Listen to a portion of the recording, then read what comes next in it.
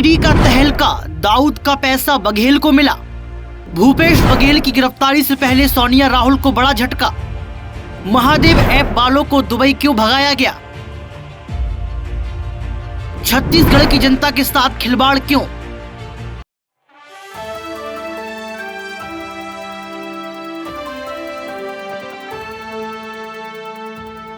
नमस्कार, आप देख रहे हैं Next Nine News political bite. मैं हूं आपके साथ आकाश त्रिवेदी। महादेव बेटिंग ऐप को लेकर इस वक्त भूपेश बघेल बुरी तरह से फंसे हुए हैं।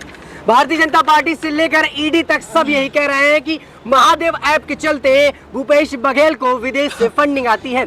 आपको बता दें कि 508 करोड़ के घोटाले पर इस वक्त भूपेश बघेल फंसे और लगातार कहा यह जा रहा है कि अब वो जेल भी जा सकते हैं। ऐसे तमाम सवालों के जवाब इस वक्त उठ रहे हैं। उसको जानने के लिए हमारे साथ ऋतिक जी मौजूद हैं। उनसे जानने का प्रयास करेंगे कि आखिरकार ये पूरा माजरा क्या है। क्या सचमुच भूपेश बघेल महादेव जैसे बेटिंग ऐप पर फंसे हैं और क्या सचमुच विदेश से उनको फंडिंग आ रही है? ऋतिक जी, आपका बहुत बहुत स्वागत है। आपका मेरा सवाल आपसे रहेगा कि जिस प्रकार से ईडी और सीबीआई और बात करें भारतीय जनता पार्टी की, तो भूपेश बघेल को लेकर बड़े बयान दे रही है। उसका कहना है कि भूपेश बघेल को विदेश से फंडिंग आ रही है। महादेव ऐप के चलते 508 करोड़ का उन्होंने घोटाला किया है। इसमें आखिर कितनी सच्चाई है? सबसे बड़ी बात यहाँ पर है कि सट्टा पर सत्ता का काम यहाँ पर चल रहा है और ये कहा जा रहा है कि सट्टे पर अगर कोई सत्ता चलाने वाला है तो वह भूपेश बघेल। भूपेश बघेल ने 508 करोड़ का घोटाला जो किया है, जिस तरीके से आपने दुबई का जिक्र किया, जिस तरीके से तमाम अधिकारियों को अपने बस में किया, इससे लगता है कि छत्तीसगढ़ में जो है जितनी सुविधाएं दी गई वो सारा का सारा पैसा जनता का ही था और जनता में लगा दिया गया। यहाँ पर राहुल गांधी की मदद की गई और इसके साथ साथ कांग्रेस पार्टी का फंड यहाँ पर जो है भूपेश बघेल ही चला रहे थे। ये बात कही जा रही है क्योंकि यहाँ पर ये कहा जा रहा है कि रिश्वत लेने वालों में पुलिस अधिकारी भी शामिल थे, रिश्वत लेने वाले में एएसआई भी शामिल थे, रिश्वत लेने वाले में जो तमाम अधिकारी थे छत्तीसगढ़ के वह शामिल थे और दुबई से जो है पूरा काम किया जा रहा है। तो यहाँ पर सवाल ये उठता है कि आखिर क्यों छत्तीसगढ़ से जो है दुबई भाग चुके हैं जिन्होंने यहाँ पर घपलेबाजी की? आखिर किसने परमिशन दी कि वो तमाम लोग जो है फिर से दुबई भाग चुके हैं? और यहाँ पर आप देखिए कि 5.39 करोड़ रुपए की नकद राशि तो यहाँ पर ईडी को प्राप्त हो गई है और ईडी ने तमाम जो है यहाँ पर जिक्र किया। एक नया नाम सामने आया है आकाश, उसका नाम है असीम दास। असीम दास को लेकर बड़ा खुलासा हो चुका है जिस पर हम चर्चा करने वाले हैं। तभी हम कह रहे हैं कि यहाँ पर सट्टा पर जो है सत्ता चलाई गई है, सट्टेबाज जो है भूपेश बघेल निकले और इसको लेकर तमाम नेता जो है आगे भी सामने आ रहे हैं। ईडी ने असीम दास को गिरफ्तार कर लिया। असीम दास से पूछताछ और उसके पास से बरामद फोन की फॉरेंसिक जांच और महादेव नेटवर्क से जुड़े अहम व्यक्ति और घोटाले के आरोपियों में से एक शुभम सोनी द्वारा भेजे गए ईमेल की जांच से कई चौंकाने वाले आरोप सामने आए। यानी कि आप समझ सकते हैं कि असीम दास और जो यहाँ पर शुभम सोनी हैं, इन दोनों से पूछताछ की जा रही है, इनके मेल चेक किए जा रहे हैं। ईडी ने अपनी आधिकारिक प्रेस रिलीज में दावा किया कि अब तक महादेव ऐप प्रोमोटर्स द्वारा छत्तीसगढ़ के मुख्यमंत्री भूपेश बघेल को लगभग 508 करोड़ रुपए का भुगतान किया जा चुका है। तो आप समझ सकते हैं कि जिस तरीके से यहाँ पर छत्तीसगढ़ की जनता को और देश को मूर्ख बनाया सीएम भूपेश बघेल ने, अब वह दिन दूर नहीं जब भूपेश बघेल आपको गिरफ्तार नजर आएंगे। आप ये देखिए, पहले आंकड़े आ रहे थे कि छत्तीसगढ़ में जो है इस बार कांग्रेस की सरकार बनने वाली है, लेकिन अब आंकड़े आ रहे हैं कि छत्तीसगढ़ में भाजपा की सरकार बनने वाली है। अगर हम दूसरी विषय में चर्चा करें तो कल 7 नवंबर है, कल चुनाव होने वाले हैं और यहाँ पर आचार संहिता लागू हो चुकी है छत्तीसगढ़ के अंदर। तो ये कहा जा रहा था कि जब तक आचार संहिता चलेगी तब तक जो है और भी खोजबीन की जाएगी। आकाश जी, वाकई में ठीक है। आपने जिस तरह से अपनी बात रखी और ये बताया कि भूपेश बघेल को फंडिंग आ रही है महादेव ऐप से, घोटालों पर उनको 508 करोड़ रुपए मिले हैं, लेकिन मेरा एक सवाल आपसे ये भी रहेगा कि जब चुनाव आते हैं तो सारी फंडिंग खुल जाती है, जब चुनाव आते हैं तो विपक्षी पार्टी की चिट्ठे खुलते हैं, इससे पहले सारी चीजें आखिर क्यों नहीं याद आती भारतीय जनता पार्टी को या फिर ईडी को? देखिए, सबसे बड़ा सवाल आपने ये पूछ लिया, लेकिन ये सवाल सिर्फ आपका नहीं है। ये सवाल जो आप पूछ रहे हैं, आप सत्ता की दलाली कर रहे हैं। सबसे बड़ी बात यह है, ये सत्ता की दलाली का सवाल है कि पहले क्यों नहीं किया, क्योंकि सत्ता की दलाल तो यही बोलेंगे। दलाल कौन करता है? जो गोदी पत्रकार होते हैं, उनका कहना तो यही रहता है कि भैया ऐसा क्यों हो रहा है। आप ये समझिए ना कि 9 साल भाजपा में केंद्र की सरकार बैठी, यानी कि 9 से 10 साल यहाँ पर भाजपा को हुए हैं और जो यहाँ पर खुलासे हो रहे हैं वो 18 साल पुराने हो रहे हैं, 20 साल पुराने हो रहे हैं। यानी कि जब कांग्रेस की सरकार थी तब इन पर काम ही नहीं हुआ, यानी कि ईडी दबाव में थी, ईडी स्वतंत्र रूप से काम ही नहीं कर रही थी। लेकिन जब भूपेश बघेल का 508 करोड़ का जो घोटाला है वो पकड़ा जाता है तो सत्ता के दलालों को मिर्ची लग जाती है। जब यहाँ पर देखें हम लोग, मेरे बीच में सवाल रहेगा ऋतिक जी, आप ये जो सत्ता के दलाल बोलते हैं, क्या भारतीय जनता पार्टी के खिलाफ बोलने वाले क्या सत्ता के दलाल हो जाते हैं? क्या भारतीय जनता पार्टी के खिलाफ जो नेता बोलते हैं उनको कार्रवाई होती है? आप तो पत्रकार हैं, आप सत्ता के दलाल पर शब्द को सुनने में आपको गुस्सा क्यों आ रहा है? सवाल तो ये, आपको गुस्सा क्यों आ रहा है?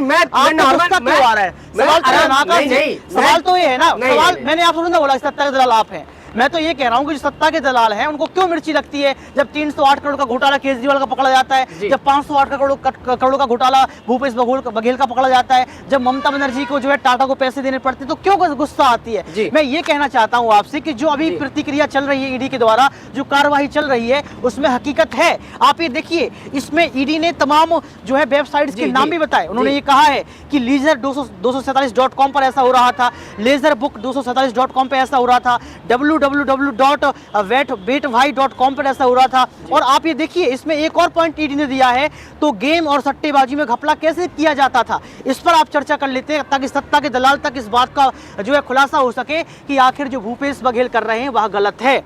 पैसे जुटाने, यूजर आईडी बनाने, ग्राहकों को यूजर आईडी जो है क्रेडेंशियल्स देने और पैसे बांटने जैसे कई काम ब्रांच के मालिकों द्वारा किए जाते हैं। इन ब्रांच मालिकों को पैनल कहा जाता है।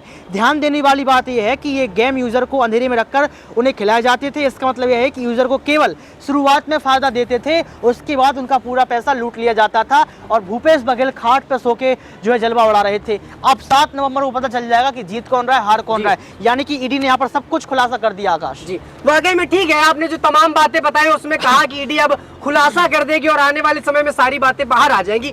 लेकिन अभी हाल ही में भूपेश बघेल का एक बयान भी आया और उन्होंने ट्विटर हैंडल पर ये ट्वीट किया कि ये जो काम है इस पर भारतीय जनता पार्टी भी शामिल है। भारतीय जनता पार्टी को इसका 28% जो है जीएसटी जा रहा था, इस वजह से अब तक काम नहीं किया जा रहा था। अब चुनाव आए हैं तो चुनावी रणनीति के चलते सबको फंसाकर तो यही तो बरी किया जा रहा है। यही तो खूबसूरती है ईडी की, स्वतंत्र एजेंसी की, कि सच बोल रही है कि आपको सच भी अच्छा नहीं लग रहा है। नहीं, अगर भाजपा पार्टी के है ना, आप इसकी बात भाजपा पार्टी के प्रकार से वो कह रहे हैं कि 28% जो जीएसटी जा रही थी, इस वजह से अब तक वो नहीं बोल रहे थे। अब जीएसटी की बात आ गई, रुकने लगी तो वो बातें करने लगे। क्या केंद्र को ये पता था कि 28% जो हमें जीएसटी मिल रही है ये सट्टेबाजी से मिल रही है? केंद्र को पता था? अगर केंद्र को ये पता होता तो ईडी जांच क्यों करती? सवाल तो ये है ना आकाश। अगर केंद्र, जैसे हम जीएसटी दे रहे हैं सरकार को, तो सरकार को जीएसटी दे रहे, सरकार जीएसटी लेगी। अब सरकार को क्या पता कि तुम गांजा बेच के जीएसटी दे रहे हो हमें, कि शराब बेच के जीएसटी दे रहे हो, कि तुम सट्टा खिला के हमें जीएसटी दे रहे हो? सरकार को क्या पता? अगर भाजपा सरकार को ये पता होता पहले से कि 28% जो है यहाँ पर जीएसटी दी जा रही है, तो सिर्फ सट्टेबाजी से दे रही है, तो भाजपा सरकार पहले ही जो है मुंह खोल देती है। आपको पता है कि भाजपा सरकार किसी को छोड़ती नहीं है। आकाश ठीक है, मैं ऋतिक जी ने तमाम बातें बताई कि भाजपा सरकार किसी को छोड़ती नहीं है, विपक्षी पार्टी। लेकिन मुझे एक सवाल समझ नहीं आता, जब बात भारतीय जनता पार्टी के नेताओं की आती है तो चुप्पी क्यों साध लेते हैं? अभी कुछ वक्त पहले रमेश भिदुड़ी का एक बड़ा बयान सामने आया था, संसद के मर्यादा को उन्होंने उल्लंघन किया, विपक्षी पार्टी के नेताओं को गाली दी और तमाम ऐसी बातें कही जो संसद के अंदर अशोभनीय लगती है। ऐसे में उनके पार्टी के एक नेता आते हैं और सॉरी बोलकर चले जाते हैं। ये कहा कि आप बताइए इस पर क्या बोलेंगे? रमेश भिदुड़ी की आप जिक्र कर रहे हैं, आपने वो वीडियो पूरा देखा है? आकाश जी, मैं आपसे पूछना चाहता हूं कि आपने वो वीडियो पूरा देखा है कि जो आपने रमेश भिदुड़ी की क्लिप देख ली उससे आप संतुष्ट हैं? आपने पहले देखा है कि उनके ऊपर आरोप क्या लगे थे, आरोप का प्रत्यारोप क्या किया गया? यहाँ पर टिट फॉर टैट किया गया है और कुछ नहीं किया गया। और दूसरी बात, अगर आप रमेश भिदुड़ी को लेकर कह रहे हैं कि उन पर कोई आरोप नहीं जड़ा जाता है, उनको गिरफ्तार नहीं किया जाता है, भाजपा पार्टी के नेता शांत रह जाते हैं, तो ये सोचने वाला विषय है। इसको मैं स्वीकार करता हूँ कि इस तरीके की भाषा गलत है, इस तरीके की भाषा का प्रयोग नहीं करना चाहिए। लेकिन अगर भाजपा सरकार इस पर प्रतिक्रिया नहीं दे रही है या इस तरीके के नेताओं को बचाने का काम कर रही है, तो वो समय दूर नहीं है जब रमेश भिदुड़ी जैसे नेता भी आपको जेल के अंदर देखेंगे, क्योंकि भाजपा पार्टी अपने नेताओं को अलग करने का काम कर रही। राजस्थान में देख लीजिए, राजस्थान कांग्रेस भाजपा ने यहाँ पर एक नेता को दूर कर दिया, उसको बाहर निकाल दिया पार्टी से। क्यों? क्योंकि वो गलत कर रहा था। तो मुझे लगता है कि इस पर सवाल उठता है, इस पर जवाब जो है भाजपा सरकार जल्द देगी।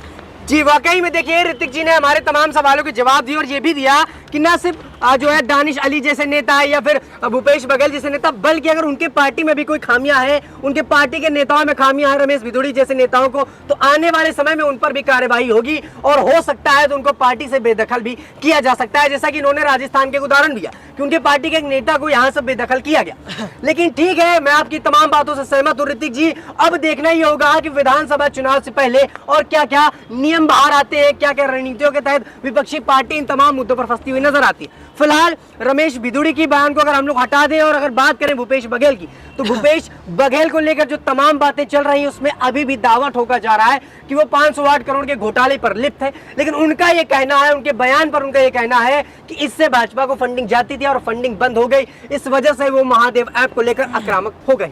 अब इस पूरे मुद्दे पर कितनी सच्चाई है, आने वाला वक्त बता देगा, और जब इस पूरे मामले पर सुनवाई होगी तो भी सारी सच्चाई बाहर आ जाएगी। फिलहाल के लिए इतना ही। देश दुनिया की तमाम खबरों से जुड़े रहने के लिए आप देखते रहिए नेक्स्ट 9 न्यूज पॉलिटिकल बाइट।